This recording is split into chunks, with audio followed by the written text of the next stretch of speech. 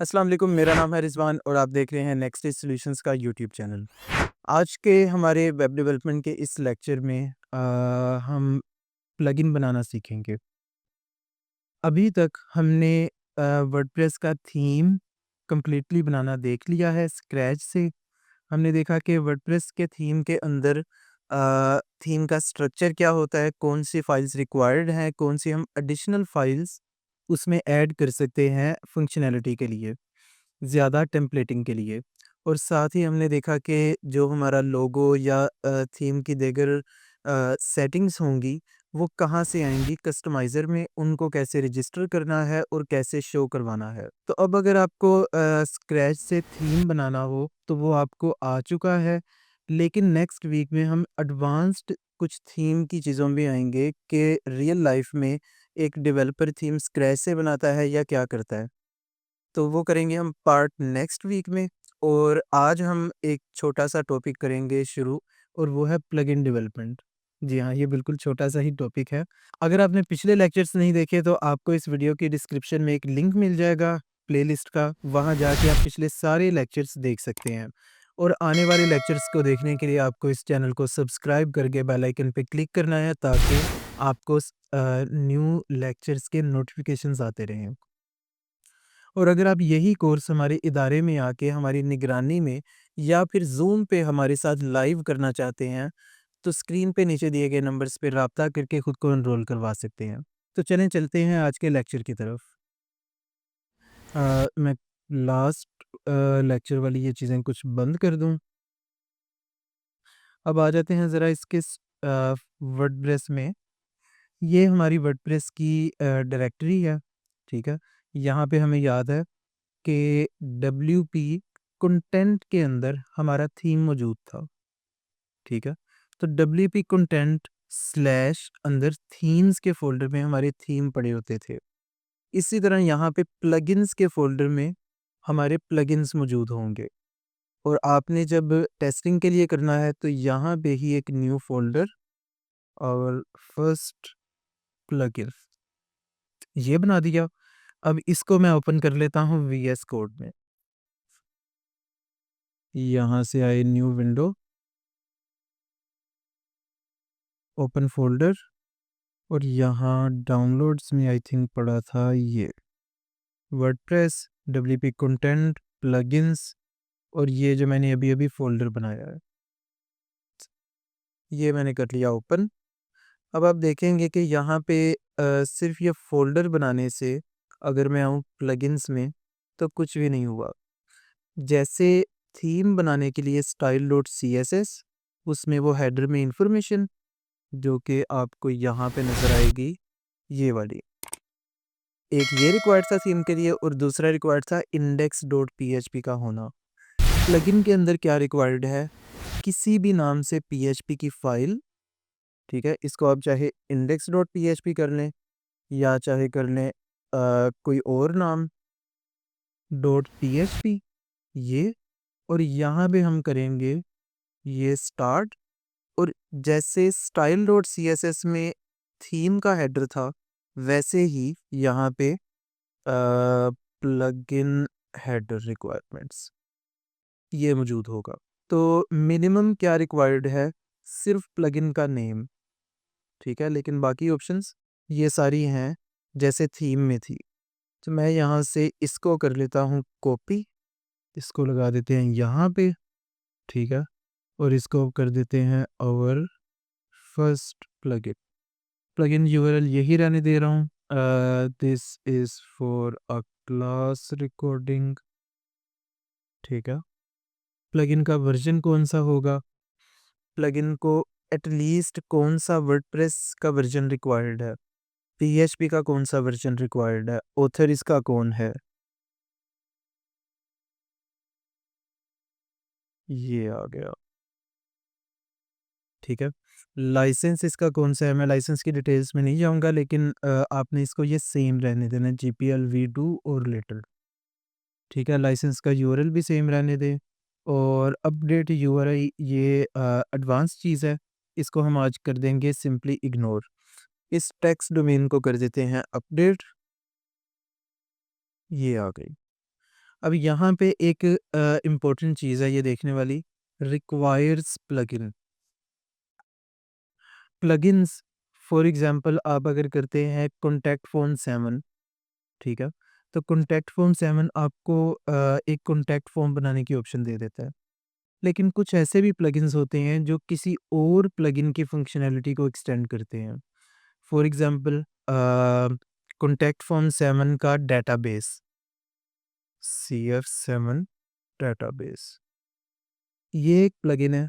ये क्या करता है, ये कॉन्टैक्ट फ़ॉर्म 7 अगर आपने इंस्टॉल किया है, वो उसके फ़ॉर्म्स यूज़ कर रहे हैं, तो उसकी सबमिशंस को डेटाबेस की तरह आपके वर्डप्रेस में इस तरह से शो भी करवा सकता है, ठीक है? अब ये वाला जो प्लगइन है, CF7 डेटाबेस ऐड ऑन, इसको रिक्वायर्ड है कि कॉन्टैक्ट फ़ॉर्म 7 हो।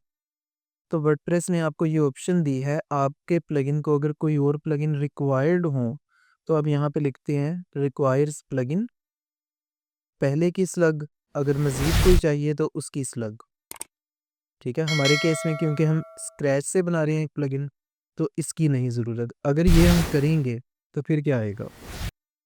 अब यहाँ पे आके इसको करते हैं रिफ्रेश,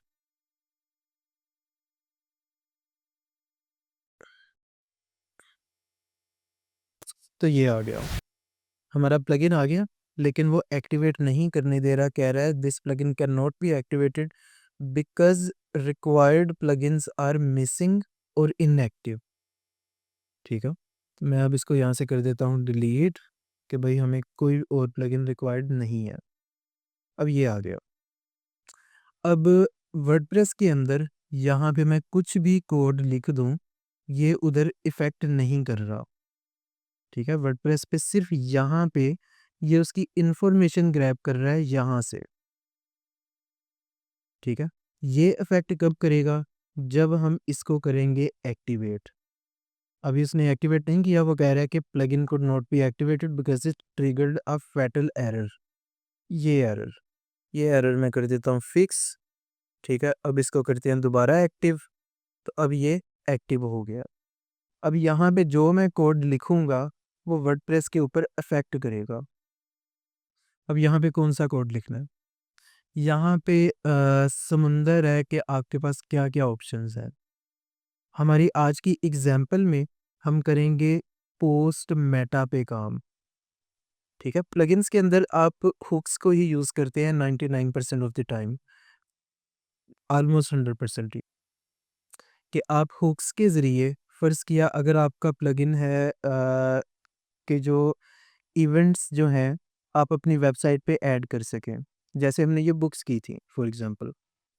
तो आप क्या यहाँ पे करेंगे, रजिस्टर पोस्ट टाइप, ठीक है? उसकी हुक यूज़ करके और मेंशन करेंगे कि बुक्स के नाम से एक कस्टम पोस्ट टाइप रजिस्टर कर दो। मैं एक काम करता हूँ, मैं थीम के अंदर आके फंक्शन से ये जो हमने बुक्स की पोस्ट टाइप रजिस्टर की थी, इसको कर देता हूँ कमेंट, ठीक है? कि ये अब हमारे थीम का हिस्सा नहीं है, वो यहाँ से चली गई। और अब इसको मैं कर देता हूँ प्लगइन के अंदर रजिस्टर, ये आ गई। अब क्या होगा, मैं अगर इसको करता हूँ डीएक्टिवेट, बुक्स चली गई, एक्टिवेट, तो ये आ गई। तो हमारा प्लगइन क्या कर रहा है, एक बुक्स की कस्टम पोस्ट टाइप रजिस्टर कर रहा है, ठीक है? अब कस्टम पोस्ट टाइप तो बिल्कुल ईज़ी चीज़ है।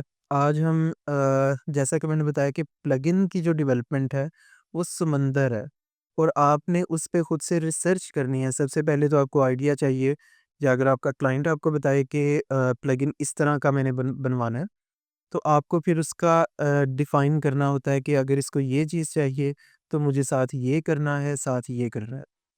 ठीक है? तो यहाँ एग्ज़ाम्पल के लिए हम क्या बनाएँगे कि इस बुक्स के अंदर हम यहाँ पे ऑथर यूआरएल सॉरी बुक का ऑथर, ठीक है?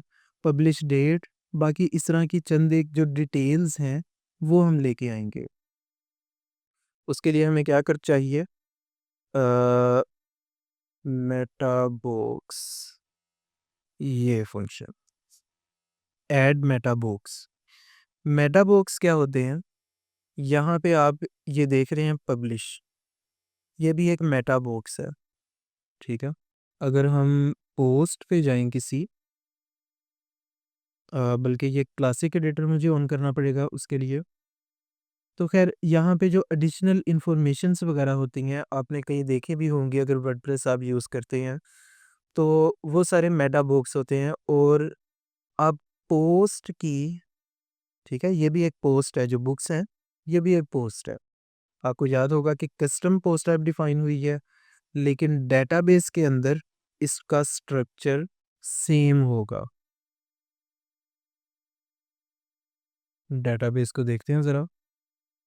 ये है पोस्ट का टेबल, ठीक है, जिसमें सारी post including post pages, even navigation और मीडिया, ये सारे एक ही टेबल के अंदर होते हैं।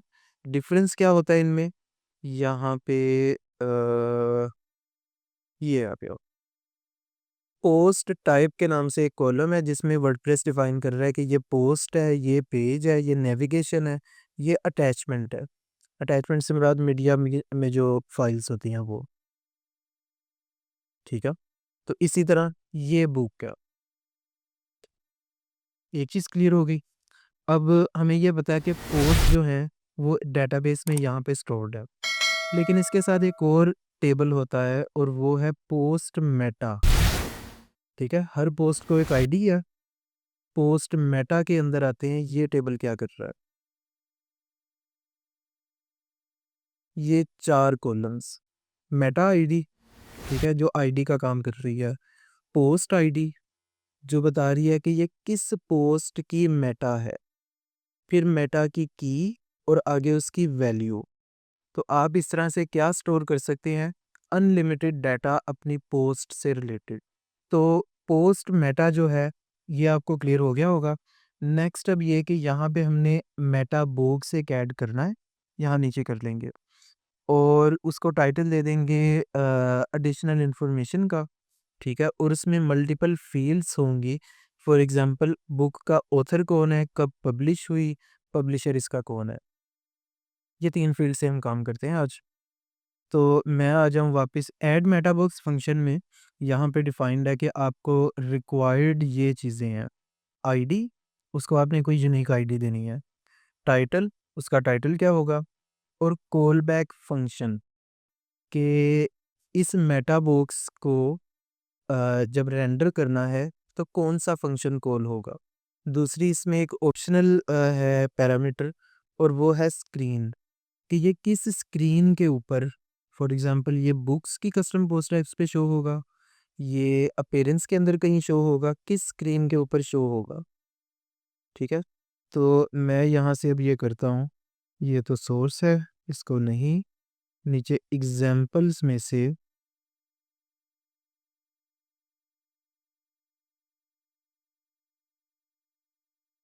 ये कॉपी कर लेते हैं। ऐड मेटा बॉक्स ये आ गया, कॉल बैक आ गया, कहाँ पे शो करना है, और ये भी उतनी कंप्लीट नहीं है। ये तो सोर्स है। नीचे एग्जाम्पल में से, या एक काम करता हूँ मैं एआई से कोड इसके लिए जनरेट करवा लेता हूँ और आपको फिर साथ एक्सप्लेन कर दूंगा। अच्छा, एआई से कई लोगों का ये क्वेश्चन होगा कि कोड जनरेट करवाना चाहिए, एआई से काम लेना चाहिए, एआई हमारी नौकरियां तो नहीं खा जाएंगी, डेवलपर्स की ज़रूरत तो नहीं होगी।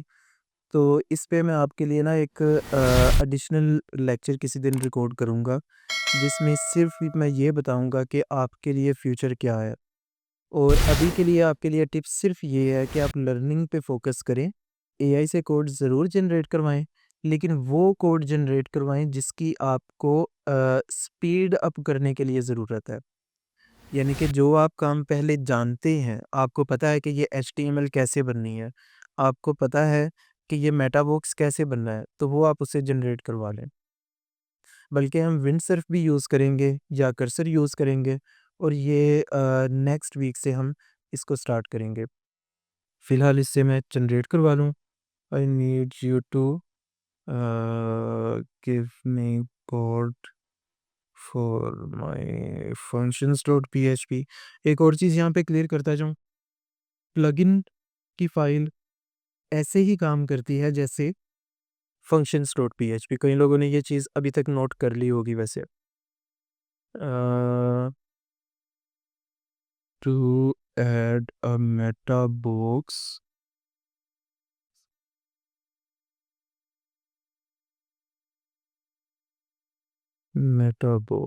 titled additional information, it should show the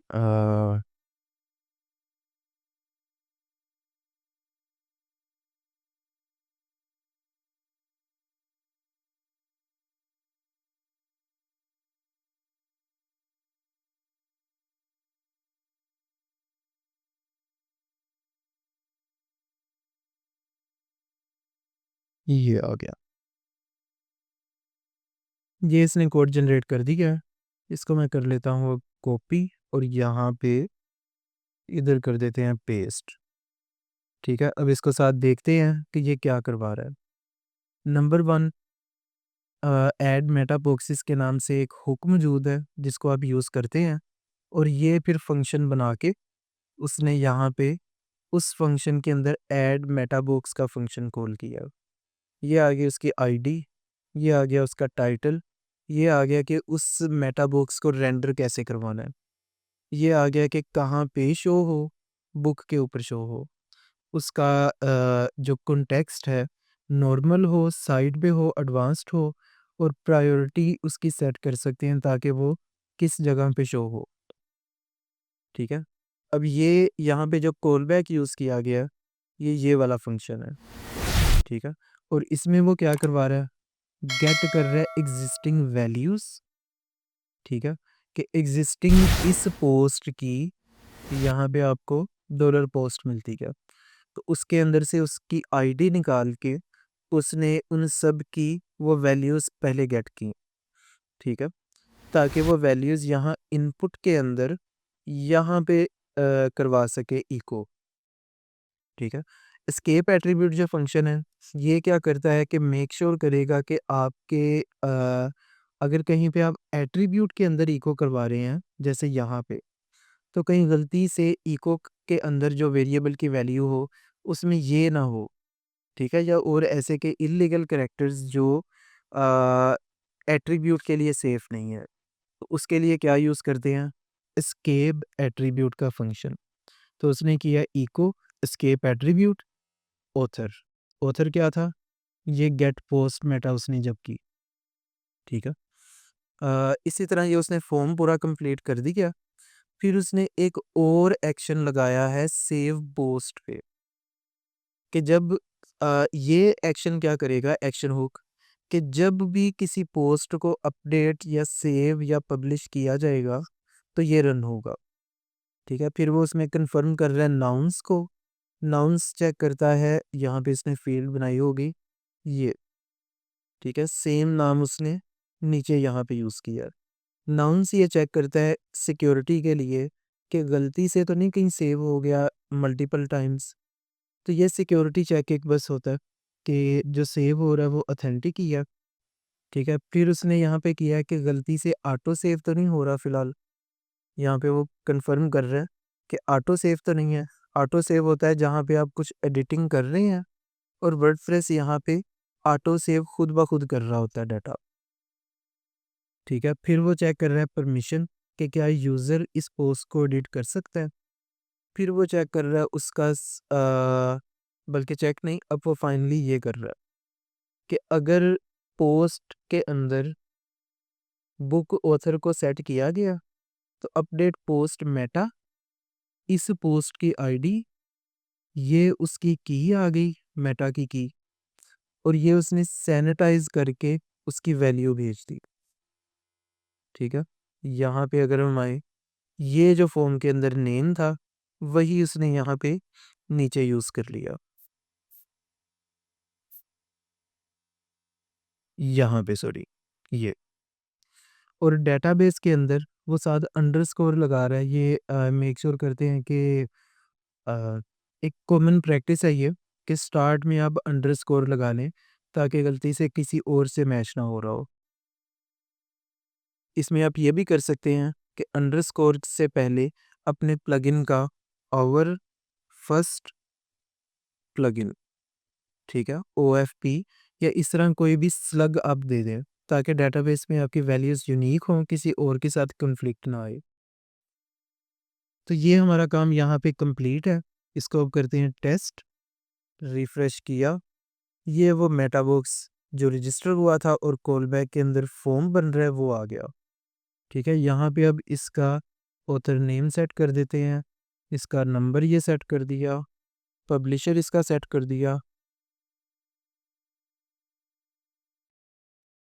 ये आ गया, उसकी पब्लिश होने की डेट, ठीक है, ये सेट कर देते हैं और नंबर ऑफ पेजेस किया अपडेट, तो वो उसको हमारी जो सेव वाली हुक थी, सेव पोस्ट, इसके ज़रिए उसको अपडेट भी कर देगा।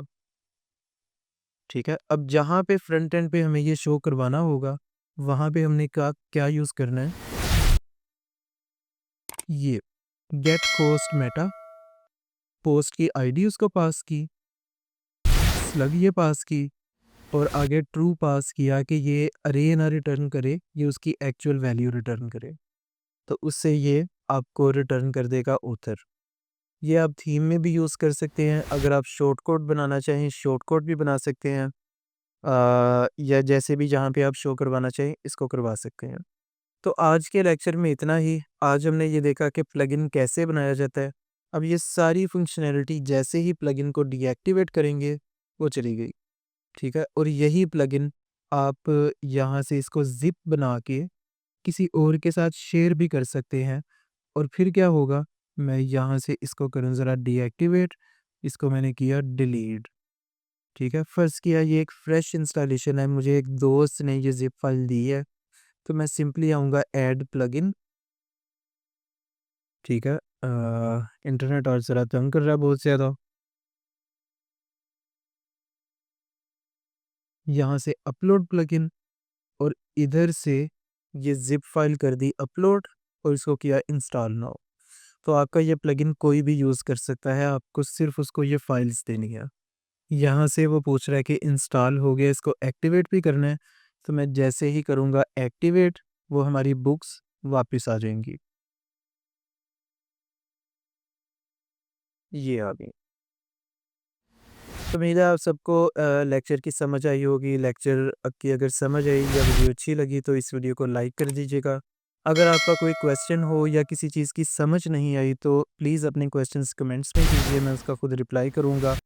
और आने वाले लेक्चर्स को देखने के लिए इस चैनल को सब्सक्राइब और बेल आइकन पे क्लिक कर दें। इंशाल्लाह मिलते हैं नेक्स्ट वीक, एडवांस्ड वर्डप्रेस के थीम्स बनाने की तरफ आएँगे। तब तक के लिए अल्लाह हाफ़िज़।